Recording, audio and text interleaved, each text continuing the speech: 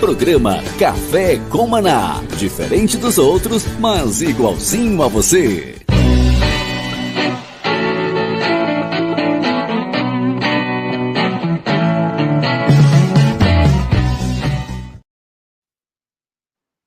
Shalom, graça e paz a todos. Bem-vindo ao programa Café com Maná.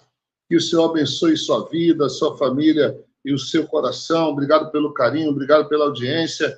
Eu sou o pastor Kennedy Prada e junto com um grupo de irmãos, amigos em Cristo, bispos, pastores, vamos fazer um programa para honrar e louvar o nome do nosso Deus. Obrigado, Denis, por estar sempre com a gente.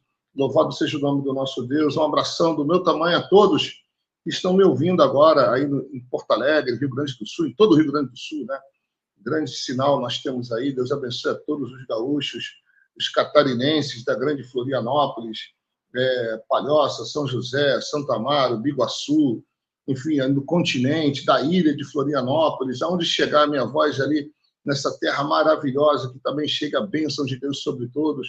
Um abração super, mega especial aos meus amigos de Juiz de Fora e região que estão vindo ali. Bispo Giovanni, um abração para você, o Bispo Cruzeirense, Deus abençoe sua vida.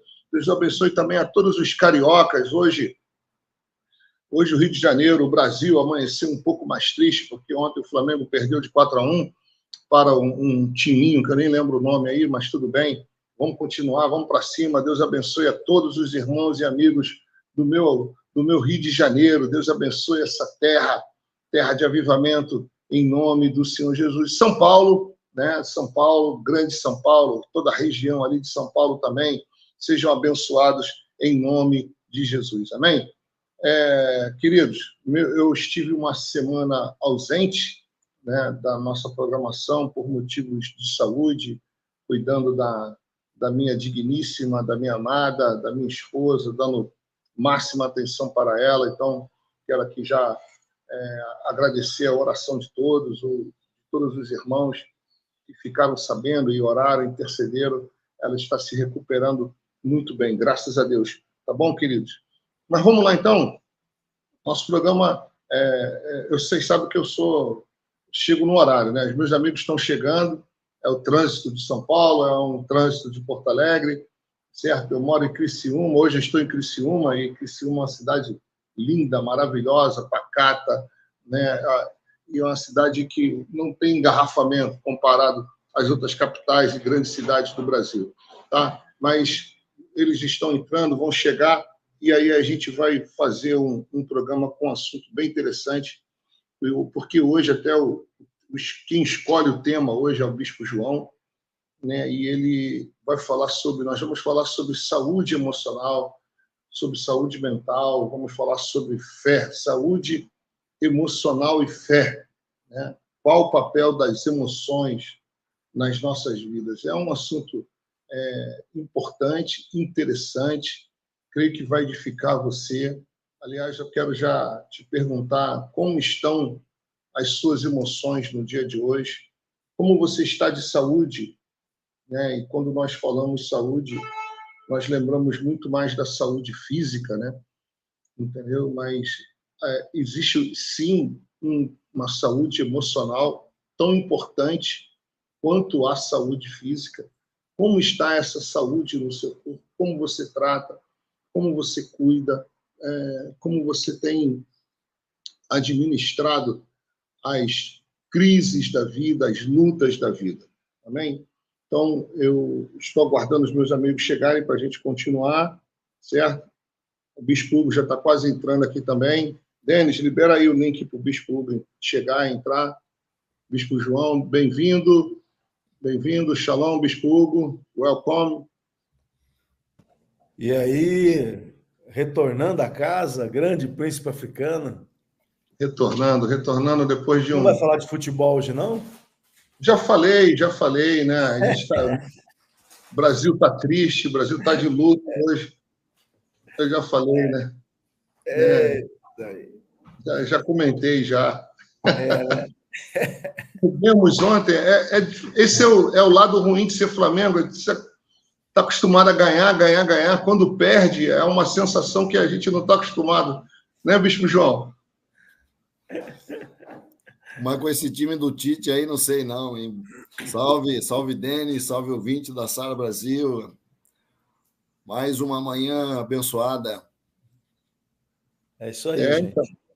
Mais uma semana começando, temos muito que trabalhar essa semana, né? Essa semana aqui eu vou fazer 64 anos de idade, irmão. Misericórdia.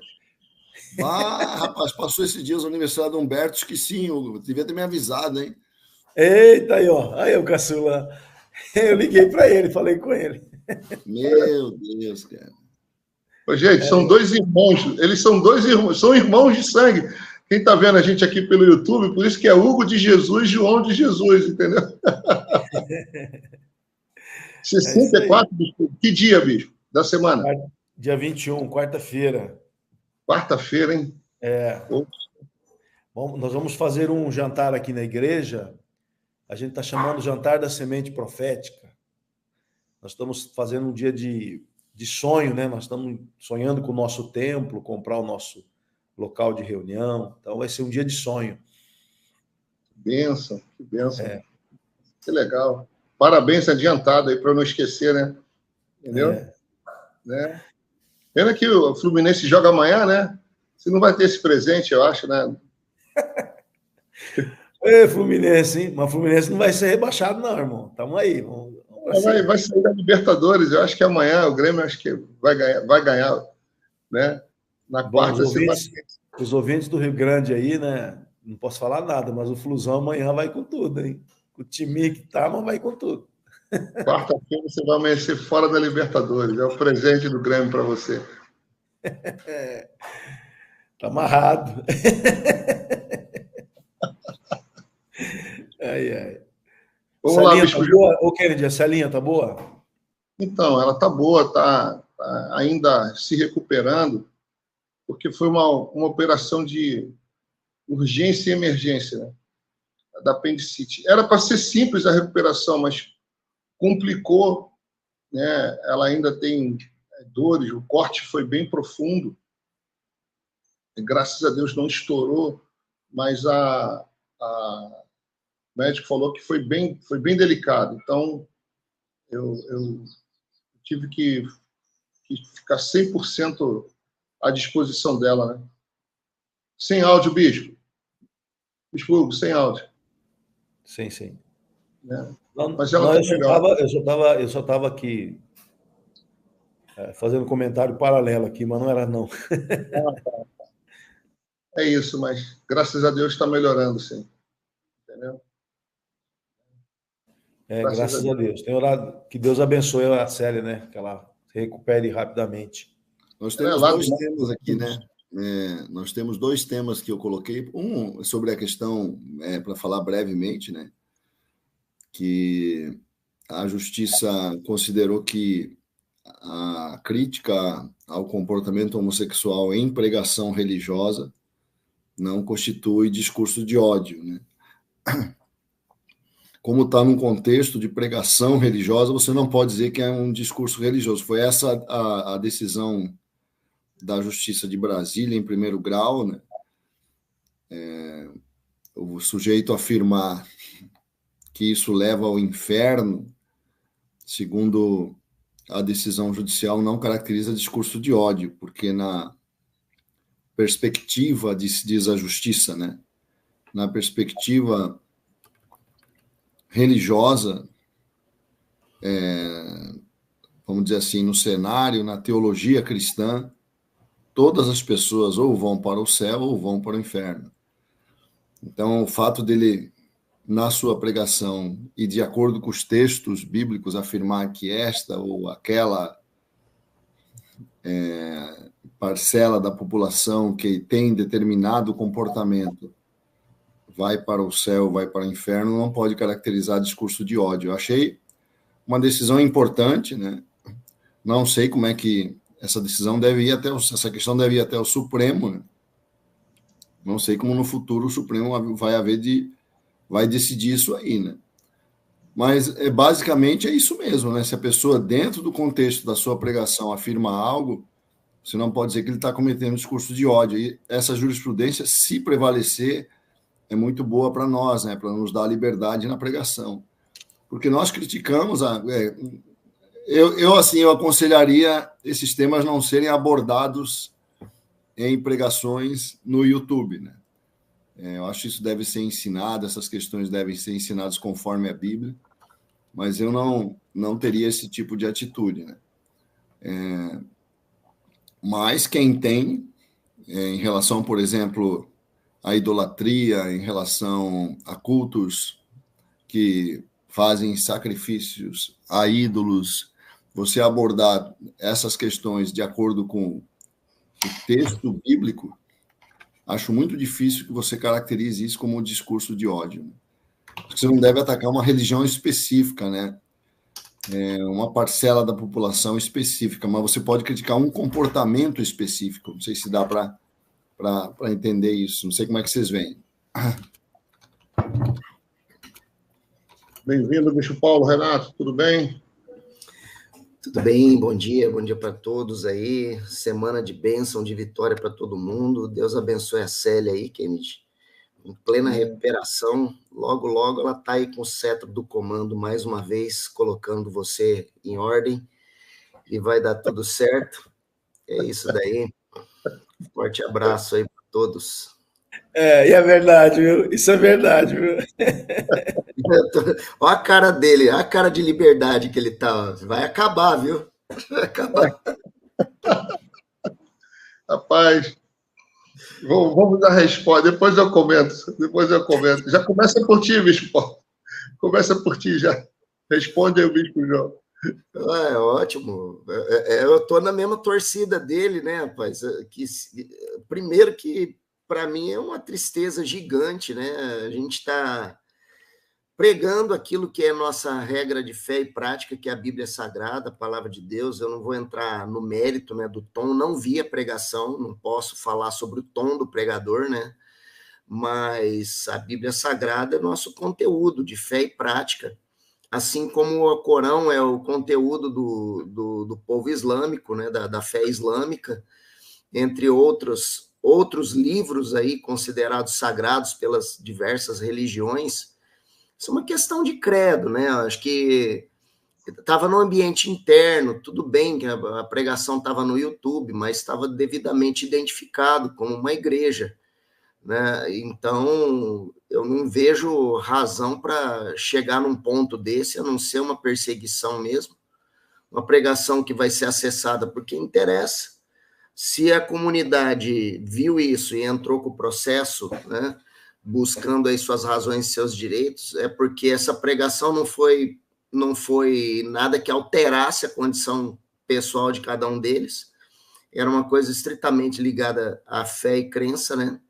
E é nossa prática religiosa, assim como tem outras práticas religiosas aí que adotam alguns ritos, onde a gente sabe que, por exemplo, existem derramamento de sangue, sacrifício de animais, e a coisa prevalece. Outra prática, a pessoa toma um determinado líquido que provém aí de uma raiz e isso entorpece, altera a condição psíquica da pessoa e está tudo bem.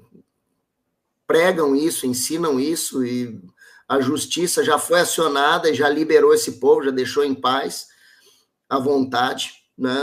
Eu não entendo por que justamente a fé cristã evangélica, no caso, que contribui tanto para um benefício para a sociedade, né?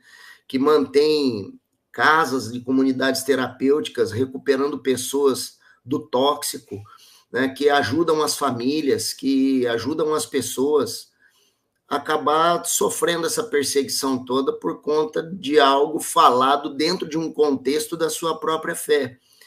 Afinal de contas, o que ele disse, independentemente, como já disse, não vou entrar no mérito do tom da pregação, porque eu não ouvi, tá? Obviamente que pregadores, apesar de falarem a verdade, num descuido podem cometer excessos e, de repente, numa questão pessoal, acabar ofendendo alguém. Mas volto a afirmar, não vi, né? Mas seja como for, pela pregação em si, é um pouco triste a gente ver o caminho que as coisas estão tomando e não resta apenas orar e torcer para que isso, subindo a um tribunal final, uma última instância, forme-se um julgado definitivo que nos dê essa liberalidade de continuar exercendo a nossa fé e pregando aquilo que acreditamos, que é a Bíblia Sagrada, né? Como palavra de Deus. Pode falar. Pode falar, Kennedy, pode falar.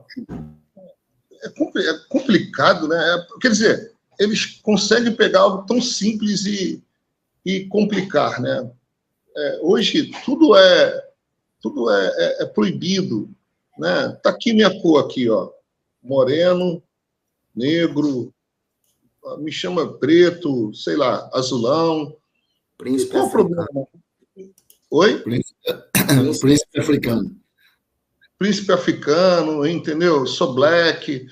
E daí? Tá, aí agora isso é uma ofensa, né? O budista, ele quer ser budista, ele seja budista. Quem quiser ser católico, seja católico. Quem quiser ser muçulmano, seja muçulmano. E qual o problema de uma crítica, alguém criticar algo de... eu não concordo com isso, são comentários. Agora, tudo é levado à justiça, tudo vai parar no STF. Sabe, eu acho muito problema, um volume enorme de problema para pouca coisa, entendeu? Agora, como está escrito na palavra, nós acreditamos assim, né? E eles não acreditam, outros não acreditam, mas nós entendemos assim, é a palavra de Deus, e vamos pregar o que está na palavra de Deus. Isso não é discurso de ódio. Eu não vejo isso como discurso de ódio, entendeu? De um padre, de um pastor, ler um texto da palavra de Deus em relação a alguns comportamentos. Não é ódio, é o que nós entendemos. Agora, ele também tem o direito de discordar de nós, né? Mas a gente não está brigando, não estamos ofendendo, não estamos discutindo. Eu acho que eles querem, de uma certa maneira, assim, nos constranger e dominar até aquilo que a gente vai pregar. Só que, por outro lado, a igreja não se rebaixa a isso, não. A igreja não se rebaixa, não. Se eles tentarem nos amordaçar, é pior. Aí o volume da igreja vai se tornar mais forte e a igreja vai começar a falar mais sobre isso. Então, é uma coisa tão simples, gente. Eu acho que poderia ficar claro, um é Flamengo, o outro quer ser Fluminense, seja lá Fluminense, está perdendo, continua sofrendo, não tem problema. O cara quer ser Botafogo, seja Botafogo, quer ser corintiano, seja corintiano, deixa cada um ser o que quer. Agora, poxa, o Flamengo é o maior, e daí qual o problema de eu falar o Flamengo é o maior? Pronto, aí o Bispo Hugo vai ficar ofendido toda hora que eu falo isso, o Bispo Paulo Renato, que torce pro Grêmio, que é meu freguês, vai ficar chateado, mas é uma verdade. A gente tem que parar com isso, gente, sabe? Tem que parar com esse negócio. O que eu acho que chama a minha atenção é que no passado, um congresso da Assembleia de Deus de jovens, em qualquer lugar desse planeta, ninguém ia querer saber o que era falado lá. A imprensa não ia tocar nesse assunto. É óbvio que hoje é um policiamento, há uma fiscalização do que uma igreja está fazendo dentro de um congresso, na intimidade de um congresso de carnaval, né? Quer dizer, tem jornalista aí de plantão vigiando tudo que falamos, gente. É isso que prova essa ação, esse movimento. Então, isso revela que os nossos inimigos, né, inimigos da fé, inimigos do evangelho, eles são os fiscais da imprensa hoje, que estão aí vigiando, né, para poder denunciar abusos, etc. Então, nosso discurso, que é chamado discurso de ódio, porque nós estamos falando o que a Bíblia prevê, inclusive a sentença do juiz, não sei se vocês leram, ele diz, a fé cristã sempre pregou céu e inferno. Então, falar de inferno, ninguém está ofendendo ninguém. É uma das bases da fé cristã. Inclusive, Jesus veio para nos salvar disso. Então, eu creio que aí revela que há um policiamento contra a nossa fé, contra o nosso discurso, e o discurso não foi feito no YouTube, foi feito dentro de um congresso da Assembleia de Deus em Brasília, de jovens, no Carnaval, um retiro. Então, revela o absurdo que está caminhando a humanidade, o mundo ocidental, de policiamento, de cerceamento da nossa liberdade. Isso é tenebroso, né? Agora, em primeira instância, a gente levou. Em nome de Jesus, tomara que a gente possa ter os mesmos resultados até a última instância, né? É uma questão aí que a gente vai ter que esperar. O tempo dirá. E esse tema é um tema que está ganhando uma dificuldade adicional por conta de posições de pessoas com grande projeção no meio evangélico, como o Ed Renekiewicz, né? Recentemente, não sei se vocês viram, o Ed Renekiewicz deu uma nova entrevista dizendo que agora ele quer mesmo, é isso mesmo. Até agora ele disse que não queria atualizar a Bíblia, que não era bem isso, mas não, agora ele mudou, é isso mesmo que ele quer atualizar. Porque não dá para você comparar comportamentos que existem hoje com comportamentos que existiram lá na época do Império Romano, né?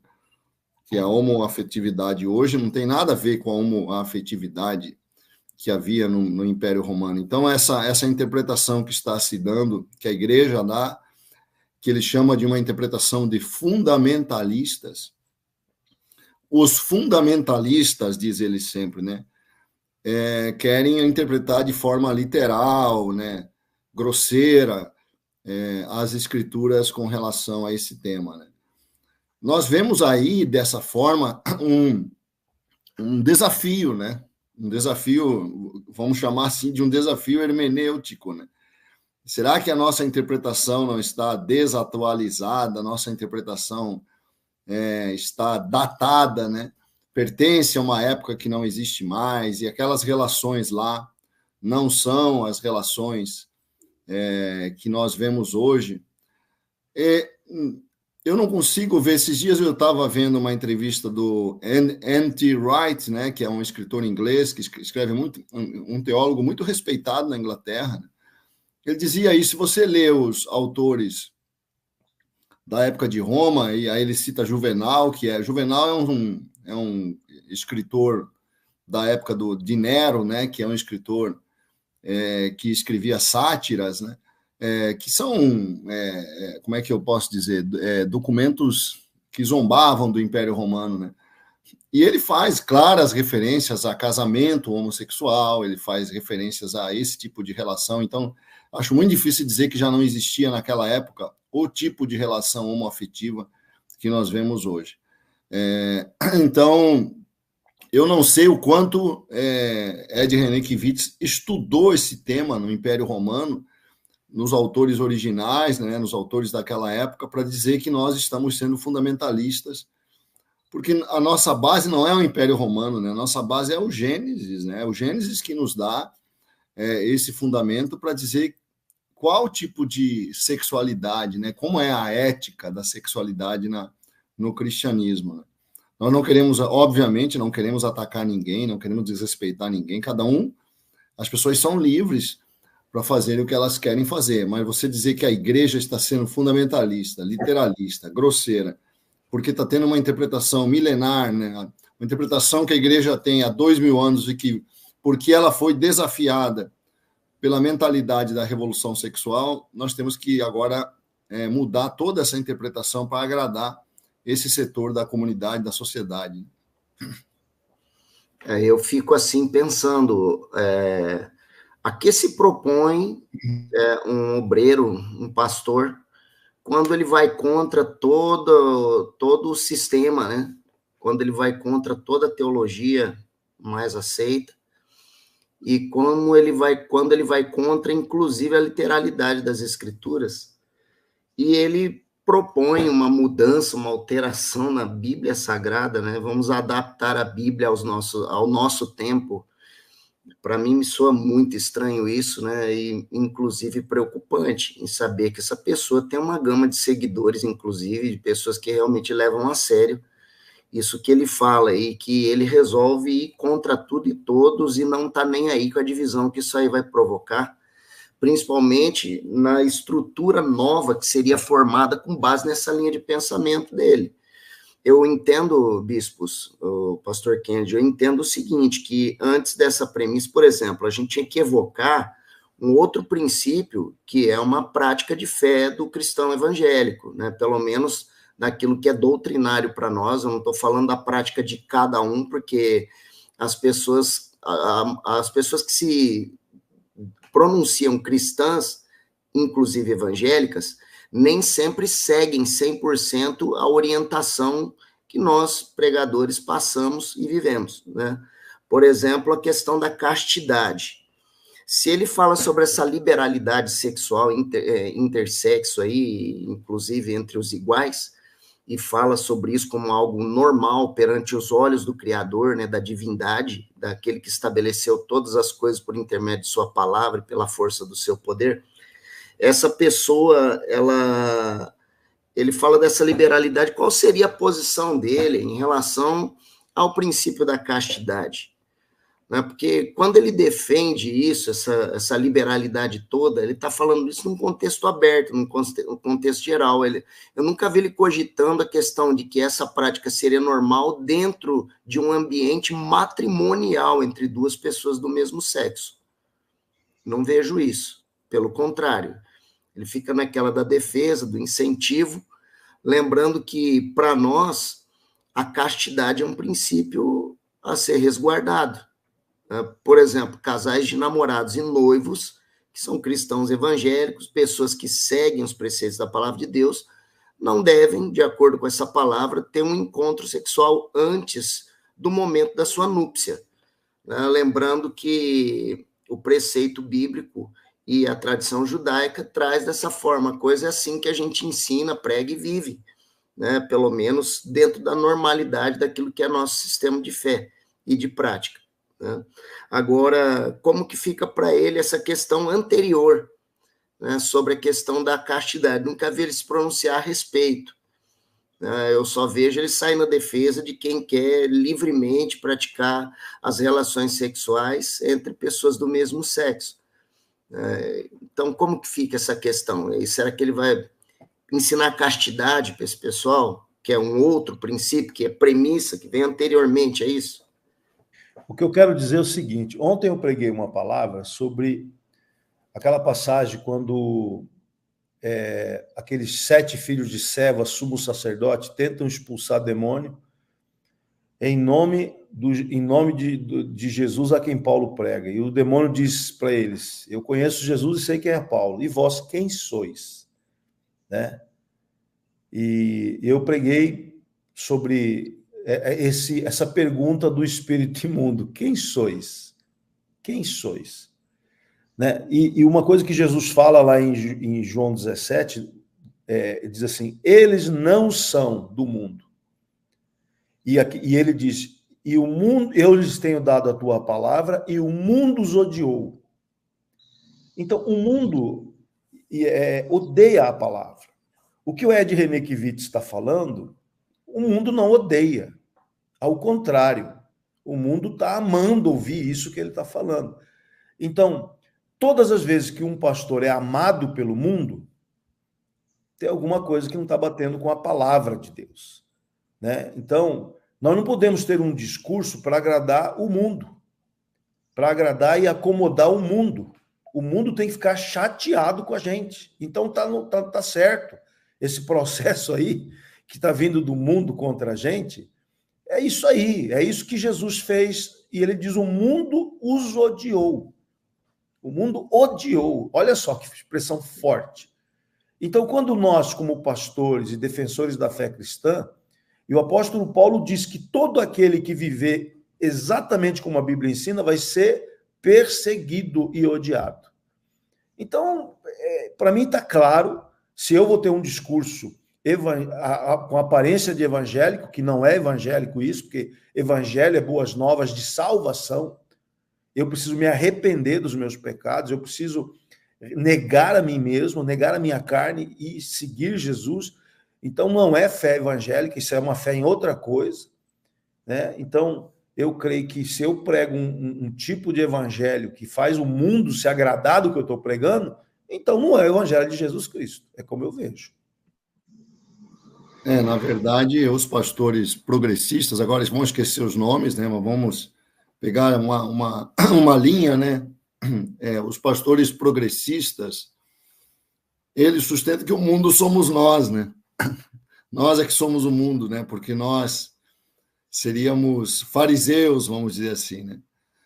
Nós seríamos os fariseus, os moralistas, que ficamos, como é que eu posso dizer, centrados na questão moral apenas e nos esquecemos do pobre, nos esquecemos do necessitado, nos esquecemos das injustiças sociais que haveria no mundo por conta da exploração, do vulnerável. Então, nessa interpretação, Hugo, eles são odiados por nós porque eles... Perdão. Porque eles estão mais de acordo com o Espírito de Jesus. E nós estaríamos mais de acordo com o espírito dos fariseus. Essa é a interpretação que eles dão para fugir desse seu enquadramento, por assim dizer, né? Eles são odiados, vamos dizer assim, né? Entre aspas, né? Por nós, porque eles estão de acordo com o Espírito de Jesus, que é o espírito de proteção do vulnerável, do rejeitado, como dizia o grande filósofo Fernando Collor, dos descamisados, né? Então, é isso. Eles têm uma defesa, por assim dizer, né? Mas por isso que nós temos que estar bem seguros, né, da nossa interpretação, né? Na verdade, eles têm uma inclinação socialista muito grande, né? No sentido de que o Estado deveria cuidar do vulnerável. E a igreja realmente tem que ter essa preocupação com o vulnerável, não há dúvida, né? Mas não pode abrir mão dos seus princípios, né? Uma coisa não compete com a outra. O cuidado do vulnerável não implica você abrir mão, né, da santidade, né? Eu não preciso ser promíscuo para cuidar do vulnerável. Nos últimos dias, o sujo surge-se mais ainda, né? A gente está bem começando a notar essa diferença. Está ficando bem claro o joio e o trigo, né? Essa diferença na igreja ela está começando a aparecer, está começando a ficar bem nítida, né? Quem tem ouvidos para ouvir, ouça, né, o que o Espírito diz à igreja. Está ficando bem nítido esse som, essa outra voz que não é a voz do céu, mas que é essa voz humana, terrena e diabólica dentro da igreja. Tá? É só parar e ouvir que realmente você vai conseguir discernir essa voz. Está ficando bem claro isso, gente, bem claro, sabe? Não é nada parecido com a palavra, com o reino de Deus, sabe? Chega a dar asco, assim, não tem como, é tão diferente, né, que não tem como conciliar, essa linha progressista com a linha do céu, não tem. Eu só vamos mudar de assunto, né, porque senão a gente não sai desse e não entra no assunto do dia, né, que é a saúde emocional, né, do cristão. Mudando de assunto, então, vamos entrar no tema, né, que é a questão que eu acredito muito importante, né, nós termos uma saúde emocional. Existem muitos crentes, né, que acham que essa questão de cura emocional, de a pessoa lidar com os problemas da sua alma, é pura bobagem, né? Havia muito questionamento quanto a isso, né? Mas, na verdade, a questão emocional é importante, né? Nós somos seres emocionais, né? E muitas vezes nós estamos machucados, né? Feridos emocionalmente, e por conta disso nós nos damos muito mal no mundo, né? As pessoas se dão muito mal na vida porque não percebem que suas emoções levam eles a tomarem atitudes totalmente antissociais, né? As pessoas às vezes são ríspidas desnecessariamente, as pessoas não têm sabedoria para lidar com a sua esposa, não têm sabedoria para lidar com o seu vizinho, não sabe tratar o outro, né?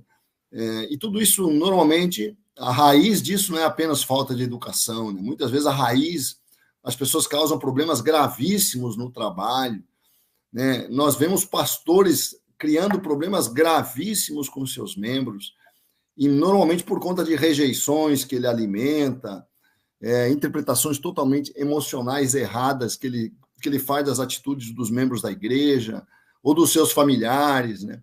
A emoção é uma coisa muito séria. Se você não tiver saúde emocional, você vai se prejudicar muito, né? Perdão, eu tô...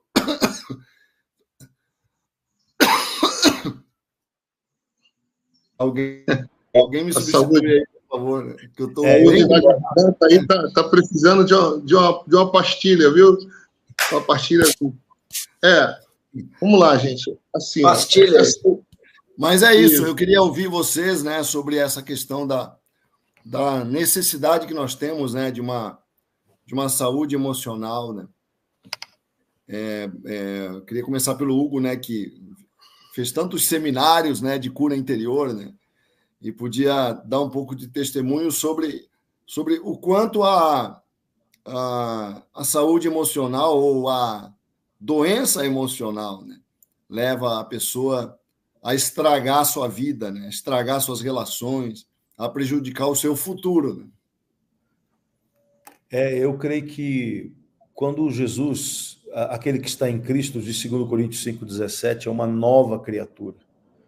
Eu creio que essa construção dessa nova identidade, né, dessa nova pessoa, ela precisa ser compreendida porque ela vai ser operada através da palavra de Deus. A pessoa vai construir novos princípios, novos valores, mas ela tem que aprender a perceber a sua velha natureza, a sua velha forma de interpretar a vida. Se eu não tiver uma reflexão profunda, que nós chamamos de autoconhecimento, o autoconhecimento é saber os porquês das minhas reações, das minhas interpretações, daquilo que eu percebo da vida, né? Os pessimistas, por que você é pessimista, né? Você que é irritado o tempo todo, que briga muito, por que você é tão irritado? Você que tem conflito com todo mundo, cheio de desafeto, você olha para trás da tua vida, cheio de gente que você já brigou, que você se deu mal. Você tem que perguntar, por que eu tenho tantas pessoas? Por que eu entro em conflito? E o que mais eu percebo na vida das pessoas é que as pessoas não administram, né, os sentimentos que elas não conseguiram equacionar do seu passado, né? Seja rejeição, seja baixa autoestima, seja as humilhações vividas, os desprezos, a pessoa não aprendeu a conviver. E ela se converte a Cristo, ela abraça a fé cristã, mas não faz essa reflexão interna dos porquês, né? Por que eu sou do jeito que eu sou? Por que eu sou triste? Por que eu sou desconfiado? Por quê? Por quê? Por quê? Eu acho que o porquê é fundamental para quem quer ter uma cura plena na sua alma, né? Nas suas deficiências. Eu sempre digo que pastor, líder, se ele não aprender a ser rejeitado, ele não pode ser líder. Porque você é rejeitado o tempo todo. Quantas vezes você já ouviu assim, olha, eu amo essa igreja, eu amo a tua palavra, você foi muito importante na minha vida, mas olha, eu estou indo para outra igreja, eu estou indo lá porque lá tem LED, lá tem parede preta, lá tem isso, lá tem aquilo, eu estou indo embora. Né? Se você não estiver preparado para ser rejeitado, traído, você não pode ser líder, você não vai dar conta de ficar à frente. Não significa que você não vai sentir, né? Claro, você tem que perceber que as pessoas são o que elas são, não o que você gostaria que elas fossem. E sabe o que eu acho? Eu acho que o autoconhecimento, entender por que sou do jeito que sou, é o único caminho, né? 1 Pedro 1, verso 15, se eu não me engano, ele diz, cingindo o vosso entendimento, sede sóbrios, né? E esperar inteiramente na graça de Deus. Então, nós temos que ter um entendimento claro do porquê que nós somos do jeito que somos. Fazer análise, né? Como é que eu fui criado, como é que fui tratado pelos meus pais. Eu dizia ontem no culto, né, que como as pessoas não sabem quem são, quem sois? Como elas não sabem quem são, qualquer ofensa pega. Então, uma pessoa vem e te ofende e você fica ofendido, você fica chateado e fica uma semana amargurado porque alguém falou algo contra você que você não é. Mas como você não sabe quem é, qualquer ofensa você abraça. Então, é muito importante, né, na fé cristã, isso para mim, desde o começo da fé cristã, eu e João nos convertemos numa igreja lá em Niterói, onde era muito abordado esse tema, né, de restauração da alma. e nós acabamos sendo muito ajudados, né, por esse evangelho restaurador. E desde o começo da minha fé, da caminhada, desde os primeiros meses, eu ouvia palavras, né? Eu ouvia palavras que me desafiavam a olhar para dentro. Por quê? Por que eu tenho essas deficiências? Por que esse sentimento de incapacidade, né? O que aconteceu? Por que eu me sinto incapaz? Eu me sentia muito incapaz e incompetente. Então, eu tive que administrar isso tudo. Eu tive que falar, não, peraí, se tem gente competente, por que eu vou ser incompetente? Então, eu comecei a fazer questionamentos e, claro, com o poder de Deus, ajuda de muitos irmãos que me aconselharam, né? Tantos pastores que passaram na minha vida, que foram fundamentais para o meu crescimento pessoal, eu pude chegar a uma reflexão e uma restauração daquilo que eu fui ferido e machucado. Olha que interessante, né? A igreja, como ela cura, restaura, né? Ouvindo o Bispo Hugo falar, eu me sentia incapaz, rejeitado. Eu não consigo imaginar ele assim, porque quando eu conheci ele já não tinha mais essas dores, esses traumas. Né? Eu fico tentando, mas como é que ele era assim há um dia, né? Como é que ele foi assim um dia, né? No passado dele. E olha a maravilha da igreja, né? De estar na igreja, de estar num corpo de Cristo saudável, que trata a alma. Aliás, 3 João, né? Ele escreveu para Gaio, presbítero amado dele, a quem amo, na verdade.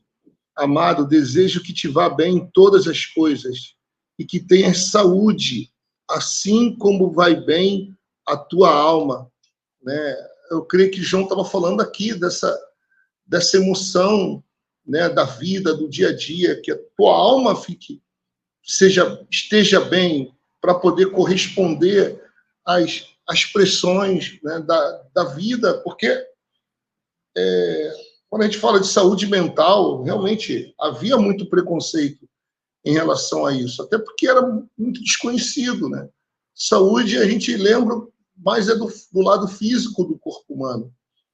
Mas a saúde mental, a cabeça boa, a alma equilibrada, as emoções equilibradas, ela é muito importante. Equipara-se à saúde física, porque tem muito a ver com as reações, né? E aí entra o evangelho, que transforma uma pessoa insípida, violenta, numa pessoa pacificadora. Quer dizer, olha, né, sede pacificadores. Né? A palavra branda, essa semana, olha que interessante, eu parei num posto de gasolina, foi sexta-feira, e aí o jovem que estava me atendendo, muito educado. Só que antes de mim, eu não vi, né, o pessoal ali do posto, ficou muito chateado com ele, porque uma pessoa gritou com ele. Gritou, e veio um rapaz, assim, quando eu entrei, falei, falou para ele assim, cara, tu não tem que ficar calado. Você ficou calado, o cara ficou gritando aqui contigo, cara. Se posiciona, grita também. Aí eu não aguentei, falei assim, olha, eu concordo com ele, ele ficou calado, parabéns. Parabéns porque você não se rebaixou ao nível, você não revidou, né? Você se segurou, você se controlou. Aí aquele jovem, ele estava entendendo a mensagem. Eu falei assim, você não devolveu na mesma moeda, você desviou a ira, né, daquele homem com a sua brandura, com o seu silêncio. Parabéns. Aí eu olhei para o outro e falei, isso é ser homem.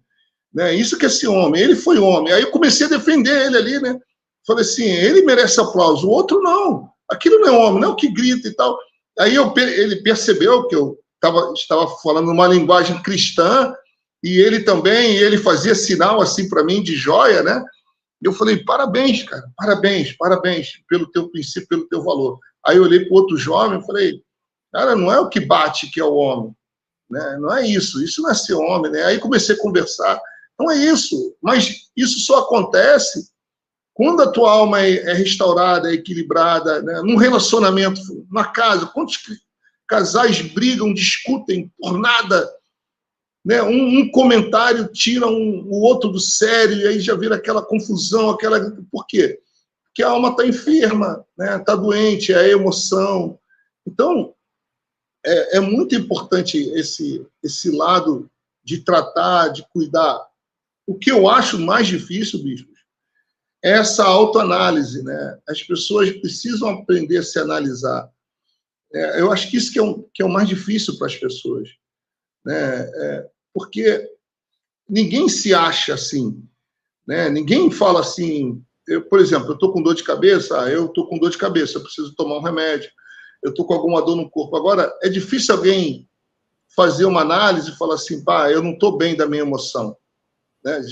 Quantas vezes, é raro eu falar, não, emocionalmente eu não estou bem, eu preciso me cuidar. É difícil, eu acho que esse é o ponto, sabe? A gente não consegue detectar o momento em que eu tenho que parar e pedir ajuda, né? Eu preciso de ajuda, eu não sei lidar com isso aqui.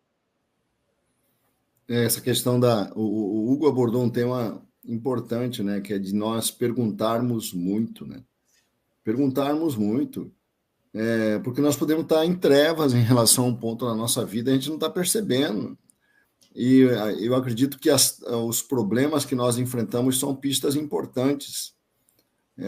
Gostaria de ouvir o Bispo Paulo Renato sobre isso, né? Sobre essa questão. Nem hálito, né, João? Tem gente que tem mau hálito, nunca percebe que tem mau hálito, né? O cara, às vezes, ele reage mal, ele é bronco, ele é esquisito, o cara é todo travado, ele não sabe, ele acha que é assim que é a vida. Que nem o bafudo, né? O bafudo nunca sabe que tem bafo, né? O bafudo. O que ronca também nunca aceita que ronca, né? Percebeu? Eu não ronco. Ô, pastor Kenny, deixa eu trazer uma revelação para você.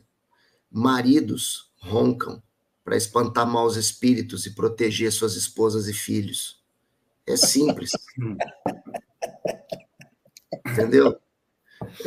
A mulher não pode reclamar do ronco do marido, porque é uma proteção, é um sistema protetivo, entendeu? Eles roncam para espantar os maus espíritos. Enfim, né? Vamos lá, saúde emocional.